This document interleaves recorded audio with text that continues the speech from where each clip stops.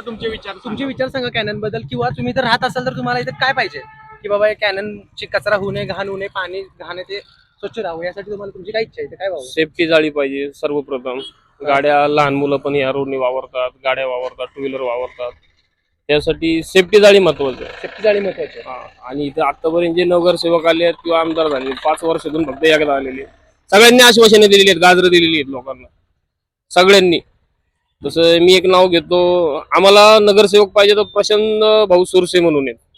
त्यासारखा तो बिचारा आमच्या वार्डातला नाहीये, पण त्याची कामं इतकी भारी आहेत की सांगू शकत नाही. दिलेला शब्द पूर्ण करणारा असं व्यक्तिमत्व आहे. तर त्यांच्या थ्रू काही कामं झालेली आहेत, पण जे कोणी आश्वासन देऊन आतापर्यंत आलेले आहेत त्या 5 वर्षात ते आमच्या वार्डात फिरकले सुद्धा नाहीत. हाल हवा सुद्धा विचाराय फिरकलेले नाहीये. बाकी काय सोय व्हावी, कचऱ्याची काय सोय वाटते तुम्हाला? नाही, कचऱ्याची सोय म्हटलं तर कामगार व्यवस्थित काम करतात. थोडेसे नागरिक आहेत, आता इथले जे रहिवासी आहेत ते कचरा करत नाहीत, पण बाहेरचे जे आहेत ते टू व्हीलरवर आणून फास्टमध्ये टाकून निघून जातात. कित्येक वेळा पुणे महानगरपालिकेचे कर्मचारी जे आहेत अडवण्याचा प्रयत्न करतात, पण त्यांना अधिकाऱ्याची भाषा करून ते निघून जातात. रोज साफसफाई तर ते करतात, त्यांना दोष देण्यात अर्थ नाहीये.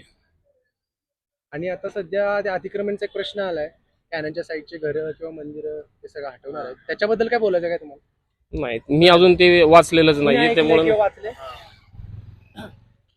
मंदिर आता ही काढली नाही पाहिजे. ही पहिल्यापासून आमची मंदिर आहे ती. तुम्हाला डायरेक्ट नोटीस पाठवून नोटीस पाठवले 10 दिवसाची, आम्हाला वॉर्निंग दिलेली. हा.